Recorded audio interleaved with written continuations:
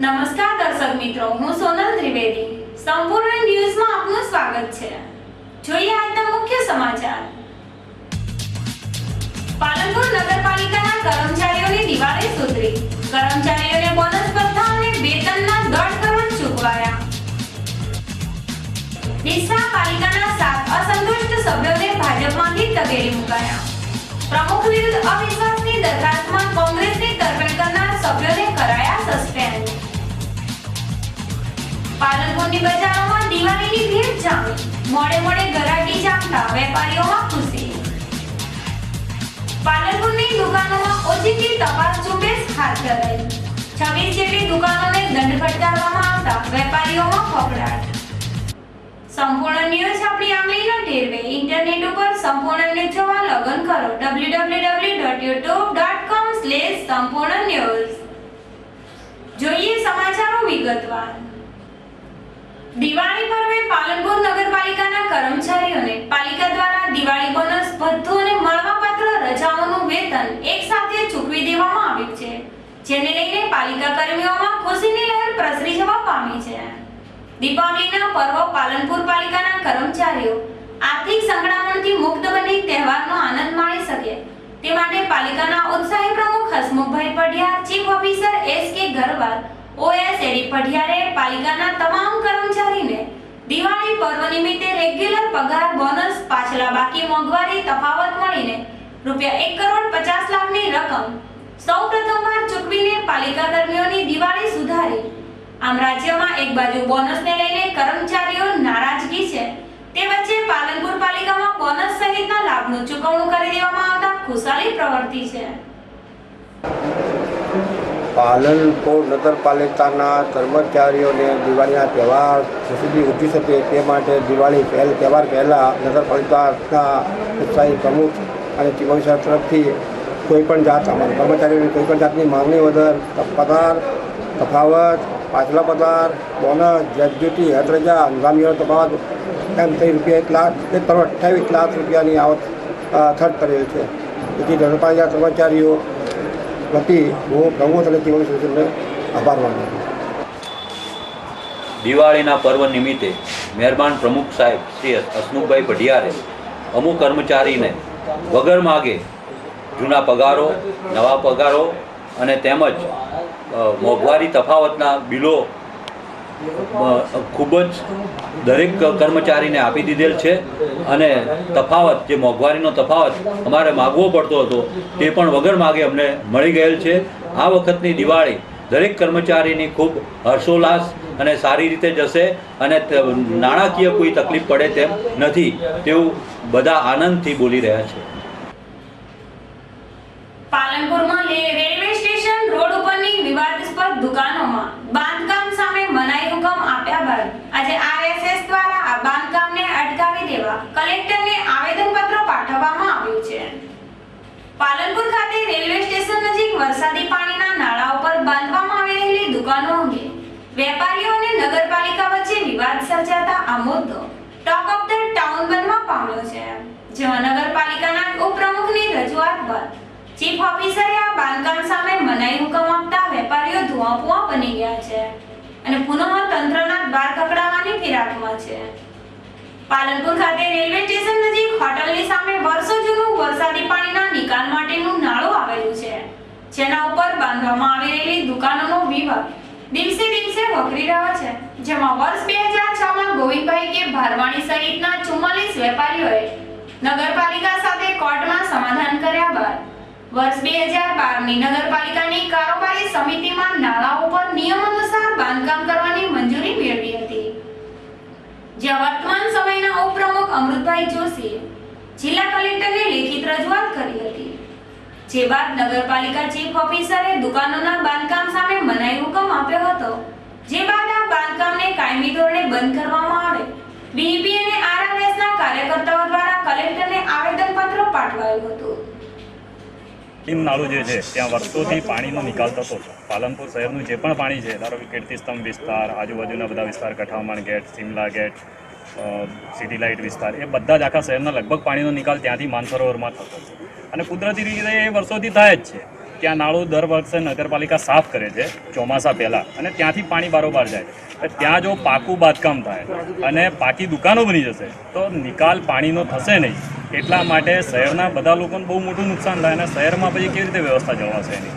તો અમારી માગણી એ છે કે એ નાળું ખુલ્લું રાખવામાં આવે. માનનીય કલેક્ટર શ્રી, નગરપાલિકાના સભાસદો અને માનનીય કોર્ટને અમે વિનંતી કરીએ છીએ પાલનપુરના નાગરિકો કે આ નાળું ખુલ્લું રાખો અને એ નાળાની અંદરથી જે કુદરતી વહેણમાં માનસરોવરમાં પાણી જાય છે એ પાણી જાય એના માટે એને ખુલ્લું રાખવા અને એને ખુલ્લું કરાવવા. કોઈ પણ ભોગે એની ઉપર બાંધકામ ન થાય એ માટે અમે કલેક્ટરશ્રીને આવેદન આપવાયા છે. એ કટતું કરે એવી અમારી ઈચ્છા. બેલીમ હોટલની સામે કુદરતી વરસાદી પાણી નિકાલનું નાળું આવેલું છે.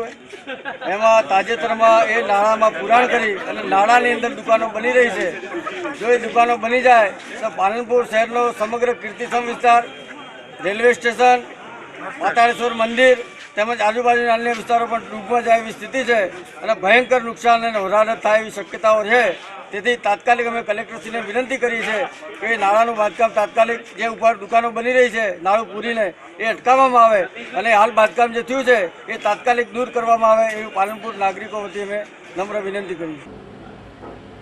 ડીસા નગરપાલિકાના 7 અસંતુષ્ટ સભ્યોએ પાલિકા પ્રમુખ તેમજ ઉપપ્રમુખ વિરુદ્ધ રજૂ થયેલી અવિશ્વાસની દરખાસ્તમાં કોંગ્રેસ સાથે હાથ મિલાવી દેતા આ 7 ભાજપી સભ્યોને પક્ષ વિરુદ્ધ પ્રવૃત્તિ કરવા બદલ પક્ષમાંથી હકાલપટ્ટી કરવામાં આવી છે.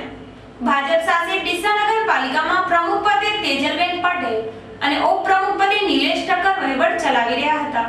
ત્યારે કામ ન થવાના કારણે ભાજપના કેટલાક સદસ્યોમાં અસંતોષ ઉભો થયો હતો, જેને લઈને ઉઠાવી કોંગ્રેસે અપક્ષોના સહારે પાલિકાના સુકાન છોડ વિરુદ્ધ અવિશ્વાસની દરખાસ્તમાં ભાજપના અસંતોષી સદસ્ય જ્યોત્સનાબેન સોમાભાઈ દરજી, પ્રફુલચંદ લાહેચંદ શાહ, રાજશ્રીબેન વિનાયકભાઈ દવે, દેવચંદભાઈ રામચંદભાઈ સોલંકી, હંસાબેન વાલસિંહ ઠાકોર, જીતેન્દ્રકુમાર જયંતિલાલ વાઘેલા અને જયંતિલાલ મગનાજી ઠાકોરે કોંગ્રેસની તરફેણમાં મતદાન કરતા ભાજપને સત્તા ગુમાવી પડી હતી.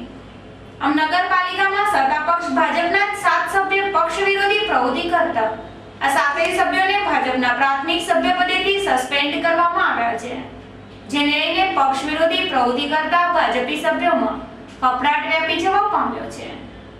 દીપાવલી પર્વે બજારમાં મંદીનો માહોલ ધીમે ધીમે દૂર થઈ રહ્યો છે, જેમાં આજે વાઘ બારસના પર્વે પાલનપુરની બજારોમાં ગરાગી જમતા વેપારીઓમાં ખુશીનો માહોલ છવાયો હતો. દીપાવલી પર્વે લોકો કપડા, મીઠાઈ, ફટાકડા સહિતની ચીજ વસ્તુઓની ખરીદી કરતા હોય વેપાર ધંધા ધમધમી ઉઠે છે, જેમાં ચાલુ વર્ષે આજના દિવસ સુધી મંદીની અસર જોવા મળતી હતી.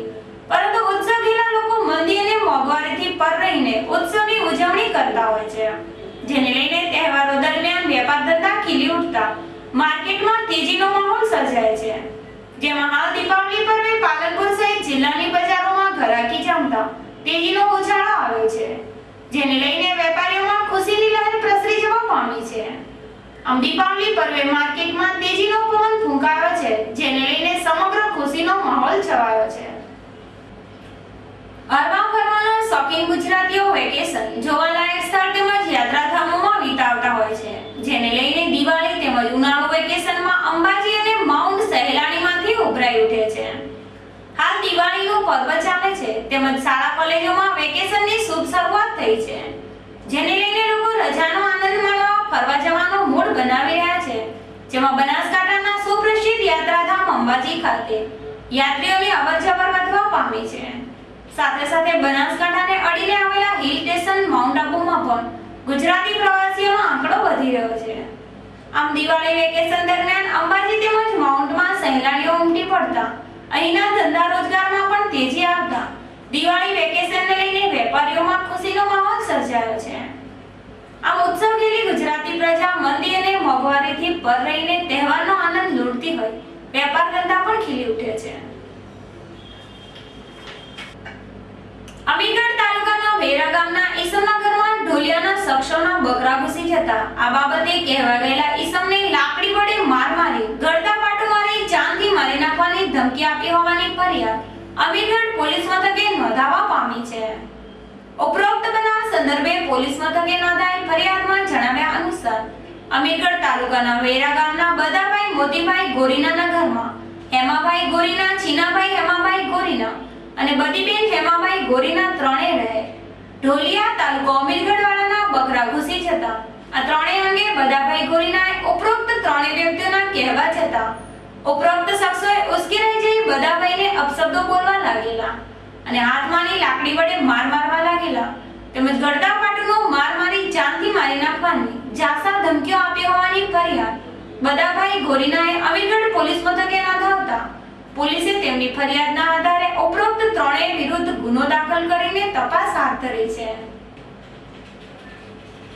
દીપાવલી પર્વે લોકોનું આરોગ્ય જળવાઈ રહે તે માટે આજે પાલનપુરમાં તંત્ર દ્વારા ખાણીપીણીની હોટલો ઉપર ચેકિંગ હાથ ધરવામાં આવ્યું હતું. જોકે હાલની જામેલી સિઝનમાં તંત્રની ટીમે દુકાનો તેમજ હોટલોમાં તપાસનો દોર શરૂ કરતા વેપારીઓમાં ફફડાટ વ્યાપી જવો પામ્યો હતો. સ્વચ્છ ભારત સ્વચ્છ ગુજરાત અભિયાન અંતર્ગત દિવાળી પર્વે પાલનપુરમાં સ્વચ્છતા જળવાઈ રહે તે માટે જિલ્લા કલેક્ટર દિલીપ રાણાની સૂચનાથી શહેરની હોટલો, પાર્લરો તેમજ દુકાનોમાં તપાસ ઝુંબેશ શરૂ કરાઈ છે, જેમાં નાયબ મામલતદાર, નગરપાલિકાના કર્મચારીઓ, ફૂડ એન્ડ ડ્રગ્સ વિભાગ, પોલીસ સાથે શહેરની હોટલો સહિતની દુકાનોમાં સ્વચ્છતાનો અભાવ જણાતા આ દુકાનદારો ₹7500 નો દંડ ફટકારવામાં આવ્યો છે. સાથે સાથે લોકોનું આરોગ્ય જળવાઈ રહે તે માટે તંત્રની ટીમ દ્વારા વેપારી ધંધા રોજગારના સ્થળે સ્વચ્છતા રાખવા અનુરોધ કરવામાં આવ્યો હતો. आज रोज स्वच्छ भारत मिशन अंतर्गत माननीय प्राइम मिनिस्टर नरेंद्र मोदी साहेब અને સ્વચ્છ ગુજરાત અંતર્ગત માનનીય આનંદીબેન પટેલ સાહેબ, ગુજરાત રાજ્યના મુખ્યમંત્રી, અને સ્વચ્છ બનાસકાંઠા અંતર્ગત માનનીય દિલીપકુમાર રાણા સાહેબ, કલેક્ટર શ્રી બનાસકાંઠાના માર્ગદર્શન હેઠળ પાલનપુર કલેક્ટર ઓફિસની ટીમ, નગરપાલિકાની ટીમ, ફૂડ અને ડ્રગની ટીમ, પોલીસના મિત્રો સાથે પાલનપુર શહેરમાં ખાણીપીણી રેસ્ટોરન્ટમાં અચાનક તપાસ કરવામાં આવી, જેમાં જે શંકાસ્પદ જે જથ્થો લાગ્યો તેનો નાશ કરવામાં આવ્યો અને આજ રોજ 26 એકમોની તપાસ કરવામાં આવી અને આજે કુલ ₹7500 ₹7500 દંડ કરવામાં આવેલ છે. ફરી એક નજર આજના મુખ્ય સમાચાર ઉપર.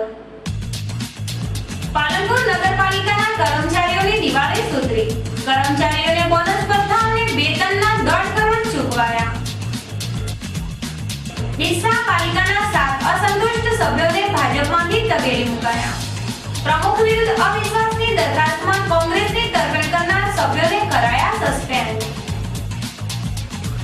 પાલનપુરની બજારોમાં દિવાળીની ભીડ જામી, મોડે ગરાકી જામતા વેપારીઓમાં ખુશી. પાલનપુરની દુકાનોમાં ઓચિંતી તપાસ ઝુંબેશ હાથ ધરાઈ. 26 જેટલી દુકાનોને દંડ ફટકારવામાં આવતા વેપારીઓમાં ફફડાટ. આ હતા અત્યાર સુધીના સમાચાર. વધુ સમાચાર સાથે ફરી મળીશું. નમસ્કાર.